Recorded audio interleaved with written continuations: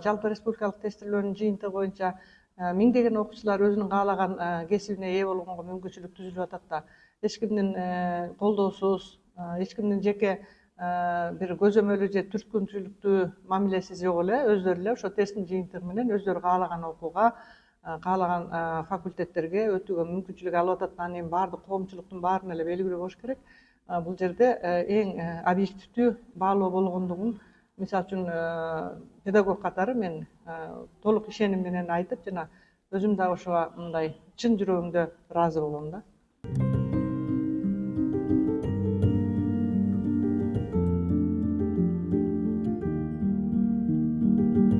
Негизи менин көз карашым боюнча жогорку окуу жайларына кабыл алууда мурда ал жерде атайын иштеген ошол жогорку окуу жайынын курамындагы адистер кабыл алчууда. Бул жерде эч бир адистин тиешеси жок, көз карандысыз балдардын билимин баалоо болгондуктан бул менин оюмча объективдүү баалоо болот деп ишенем. Албетте идеалдуу эч нерсе жок. Мүмкүн ушул тестке катышып аткан учурда ошол учурдагы баланын абалынын психологиялык жагдайы же болбосо ден соолугуна байланыштуубу же ошол күнкү маанайына жараша жыйынтыгы түрдүү болуп калышы мүмкүн. Ал башка маселе. Бирок негизи эле жогорку окуу жайына кабыл алууга карата балдардын билимин баалоо жана ошо жогорку окуу жайын окууга карата анын даярдыгын көрсөтүүгө карата эң жакшы проект болуп эсептелинет.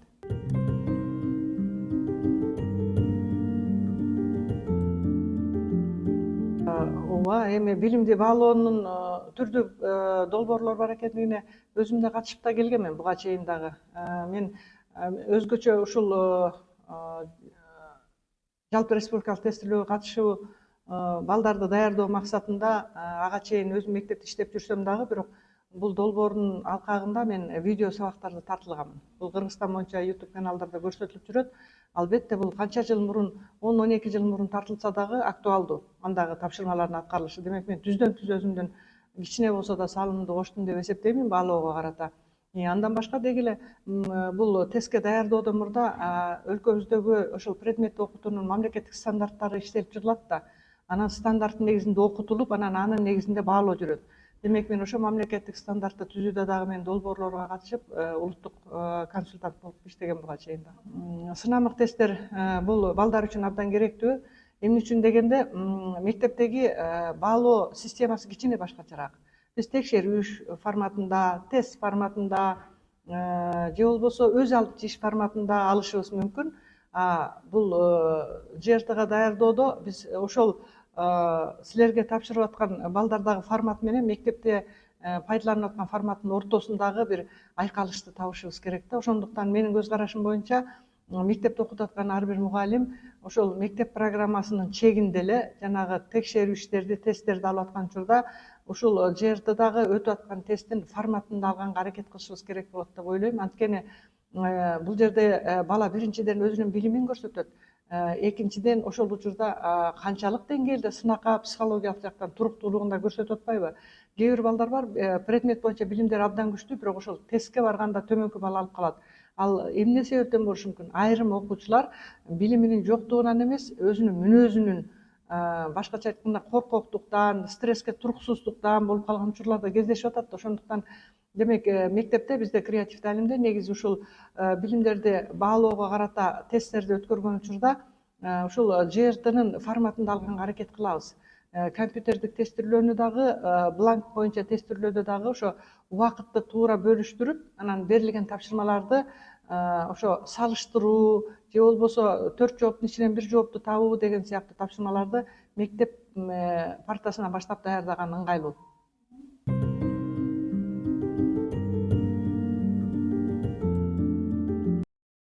Чынын айтканда мен онлайнга өтө макул эмесмин. Мен азыркы долбоор жүргүзүп аткан азыркы формат мени толук канааттандырат.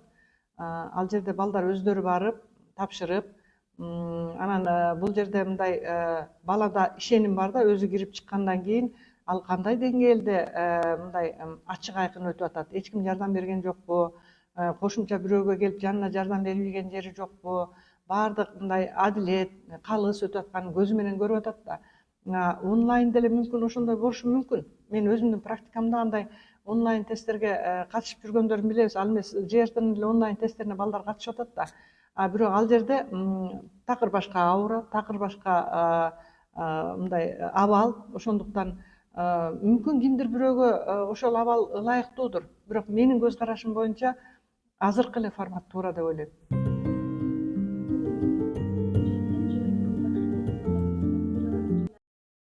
Жакшы, алгач бул ЖРТнын тапшырмалары тууралуу бир аз оюмду айткым келип атат. ЖРТнын тапшырмалары ар түрдүү пикирди жаратып атпайбы? Мектеп программасына камтылбагандарды берип коюптур, мектеп программасына кездешпей экен деп.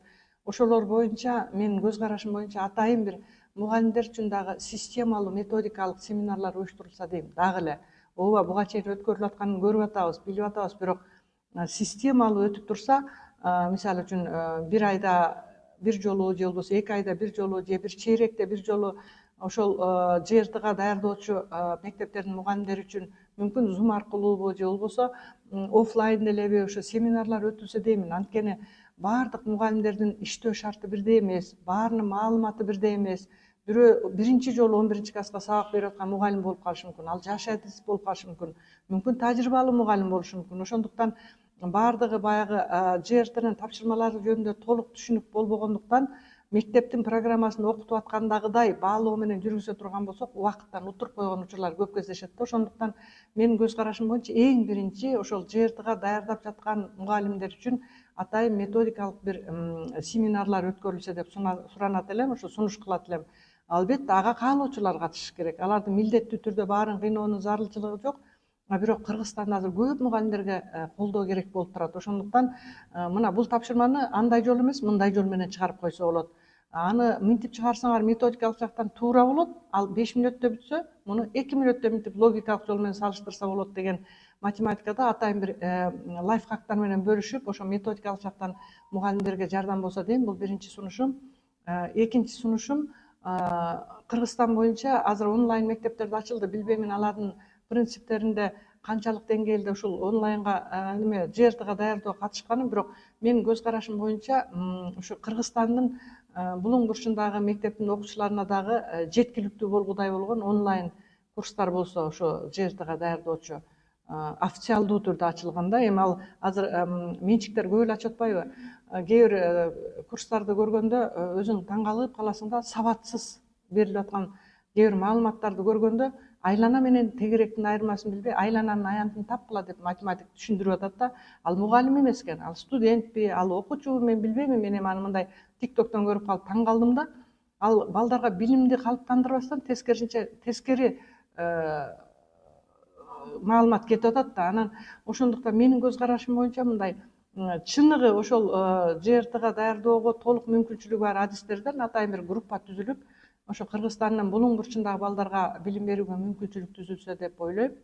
Анан үчүнчү чоң бир менин ар бир ойлонтуп келген нерсе, жанагы ЖРТнын негизинде негизги тест чыгат го, ошонун жыйынтыгын мүмкүн болсо экиге эле бөлүп берсе. Математиканын жыйынтыгы мынча балл болду, аналогияныкы мынча болду, грамматикасыныкы мынча болду, түшүнүү жана окуунуку мынча болду деп. Анан жалпы жыйынтыгы мисалы үчүн 215 балл дегенди берсе, анткени бул эмнени билдирет? Ар бир адам өзүнүн эмгегинин жыйынтыгын көргүсү келет. Биз бул жерде математиктер, кыргыз тилчи адабиятчылар же орус тили адабиятынан берген мугалимдер даярдайбыз да. Аягында биз ошонун жыйынтыгын абдан күтөбүз. Окуучулардан да мугалимдер көбүрөөк күтөбүз. Анан жыйынтыгында бир эле балл келет, 215 же 117 деген. Ошондо кимибиздин билимибизден, кимибиздин берген маалыматыбыздан жеткиликсиз болуп калгандыгын билиш үчүн ар бирибиз өзүбүздүн ичибизде кыжаалат болуп калабыз. Мүмкүн мен ката берип көбүрөөк ката кетиртпеби менден математикадан же тилден кеттиби деп. Ошондуктан мен абдан суранат элем, ушул бүт эле көп мугалимдерде көйгөй ушуну ачык эле жанагы сертификатка эле жазып койсо, негизги баллы 217 болсо, математикасы мынча балл болду, мунусу мынча балл деп. Ошондо ар бир мугалим өзүнүн жыйынтыгын көргөндө бир чети бизге да мотивация. Өзүбүз дагы сүйүнөбүз, менден максимум 150 алыш керек эле, 145 алыптыр, меники абдан сонун болгон экен деп. Же болбосо эгер төмөндүрөөк балл болуп калса, мен иштешим керек экен деген ой болушу мүмкүн. Ошондуктан мен ушу предметтик тесттердин өзүнчө экенин көрүп жүрөм, бирок негизги тесттин ичиндеги жана 4 бөлүктү дагы бөлүп койсо, бизге абдан ыңгайлуу болот эле. Эми жаш муундарга албетте эң биринчи ушул тестке даярданууда 1 жыл, 3 ай, 2 жумалык, 3 ай, 4 айлык курстар деп курстар көп ачылат да. Бирок менин оюмча мен силерге кайрылат элем, системалуу окуш керек. 5 класстан баштап, 6, 7 класспы, кайсы класстан эгерде өзүңөр психологиялык жактан даяр болуп сезген болсоңор, ошо ЖРТ сага канчалык деңгээлде керек экендигин ошол класстан баштап системалуу түрдө тестке даярданыш керек. Жөн эле мындай акыркы результат үчүн эмес, муну ошо өзүнүн жашоосунда колдоно алып, ошонун пайдасын көрө турган бир кез келет. Ошондуктан бул тестке даярданууда ошо системалуу даярдансаңар деп суранам. Анан экинчиси, мындай бирөөнүн акылына ишенбеш керек да. Тиги балдар тиги курска катышып атыптыр, кээ бир курстар бар, ушундай рекламасын көрсөң, баланын башын ачып эле салып коет го деп, 40 жыл иштеген мен таң калып калам да, муну кантип ушунчалык рекламаны бере алат деп. Демек, окуучу бүтүрүүчүлөрдөн суранат элем, ошондой мындай коос рекламага кызыкпаш керек да. Алар өзү, ар бир адамдын бактысы өзүнүн колунда. Демек, могу ЖРТнын жыйынтыгына жетиш үчүн дагы ар бир окуучунун өзүнүн жеке аракетинен болот. Ал жерде мугалими, ата энеси, башка бирөөлөрдүн таасири тие албайт да. Демек, ошондуктан мен ар бири жеке өзү аракеттенип болгон билим алууга болгон мүмкүнчүлүктөрүн жумшаса деп суранам. Анан эң акыркысы, бардык нерсенин жыйынтыгын чыгарып аткан учурда ошо жанагы мен жогоруда айткандай психологиялык туруктуулук керек. Балдар ушунча 3 жыл, 4 жыл, 5 жыл даярданып, анан өзүнүн эмоциясын кармана албай, сүрдөп, сарысана болуп, ушундай окуучулар кездешет. Алган билиминин баары жокко чыгып калат да. А кээ бирөөлөр бар, билими азыраак, бирок өзүн психологиялык жактан туруктуу кармай алган окуучулар бар. Алар ийгиликке жетип калышы мүмкүн. Ошондуктан мен абдан суранамын, бул сынамык тест же болбосо ошо ЖРТга тапшырып аткан тест алардын өмүрүндөгү акыркы тест эмес экендигин. Бул алардын күнүмдүк бир жашоосундагы белгилүү бир этапты жыйынтыктоочу тест катары карап, ага мындай жагымдуу бир маанайда, жакшы ниет менен даярдансаңар деп сурайм.